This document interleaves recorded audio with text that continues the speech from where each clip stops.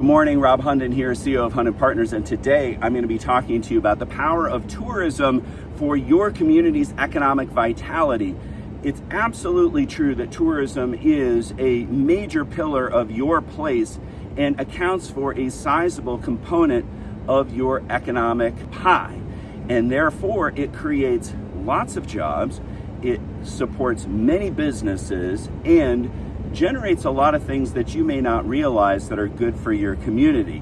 And what we've seen over the last few years are attacks on tourism funds or efforts to move those dollars from hotel-generated taxes and lodging-generated taxes for other political agenda items that may or may not have anything to do with tourism, with the idea that tourism is always just going to be there and supplying this money if it's not supported in some way, but that's just not the case. You have to continue to develop and support the tourism infrastructure and the marketing of it so people can come and know that your place is a great place to be. I'm going to focus on the economic realities of tourism and what it does for the community. When you have a great place or any sort of a place and you want to share it with other people, and those people come either for a day trip or an overnight or whatever, and those can be friends and family, those can be conferences and conventions, those can be youth sports or any kind of a sports event, and of course it's corporate transient, it's corporate commercial travelers coming throughout the week and throughout the year who need to stay and visit and have dinner, and they have expense accounts and they stay in hotels and all these things. So what does that do for a community? Well, first off, it generates economic injections from the outside. It creates these injections of economic spending and stimulus from the outside. The very reason why college towns are so successful as small communities, because they have these huge injections of outside dollars in the form of spending by college students and their loans or their parents' money or whatever the case may be, that is a huge visitor spend throughout the year. And look at what that does for these town and gown communities. They're able to do all kinds of things that other communities can't do that are of the same size, right? And it's because of this outside injection of cash. When we have a tourism infrastructure, and all communities do, all communities get visitors, whether it's just friends and family or all those other segments I mentioned, they're coming and they're spending money in hotels, but they're also coming spending money in restaurants, in retail shops that are owned locally, that are staffed locally.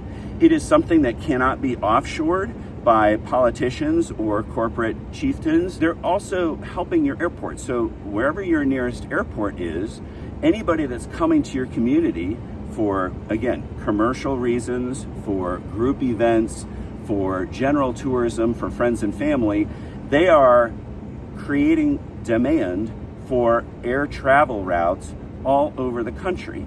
And if those visitors weren't there and the airport had to rely just on the local community going to other places, you would have far fewer routes to go to. So the very visitors that are coming to you for different reasons, whether it's for work or pleasure or a group conference or something like that, they are supporting demand in your airport that are creating the routes that allow you to go to other places easily and for a less expensive fare than if they didn't exist.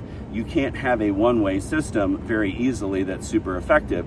And look at the places that get a ton of tourism that are, say, larger proportionally than their population had been in the past, like Orlando and Las Vegas and places like that. They had all kinds of air service all over the world simply because people wanted to come there. That made them great places to live and do business because that airport infrastructure then existed for people to be able to get out of town or have visitors or commercial transient guests to and from their corporate base. And so then Las Vegas and Orlando are not just now tourist places, but they're legitimate, growing metropolitan areas that are quite large and big business areas now. And that's because the visitor infrastructure paid for that.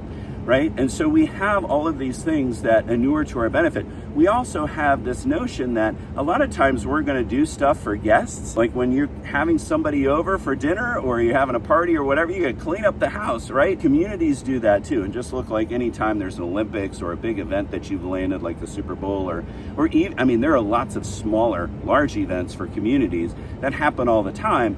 And there are special efforts made to clean up the downtown or restore a park or paint a wall or clean up an area simply because, hey, we're going to have people over for dinner.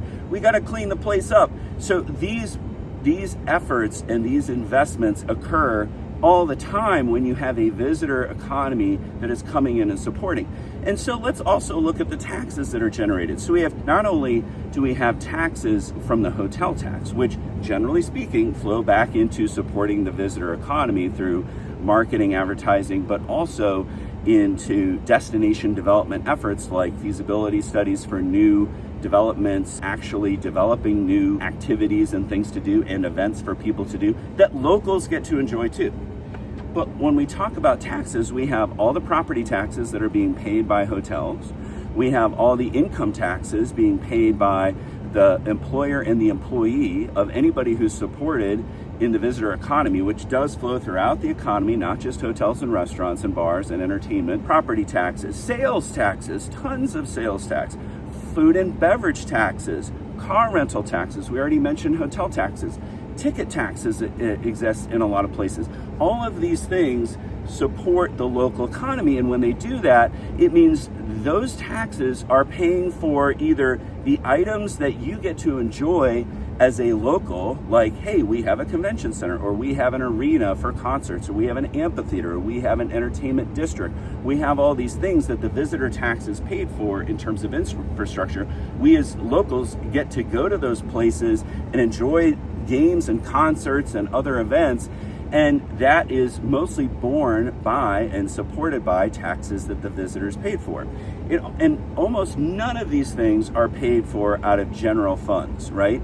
And so that is one of the hallmarks of the visitor economy is, for the most part, in most places, the general fund does not pay for the visitor economy. The visitor economy is self-supporting, and we recycle those dollars. We go to great lengths to recycle those dollars and not use any general taxes at all to go right into the bucket to support that economy and to be responsible stewards of that economy, grow it in a way that benefits the locals, the live, work, play, and share with the visitors as well. And then when those visitors come, they share their wallet with us, and therefore our tax burden comes down, and we have a greater quality of place to enjoy because visitors paid for these things.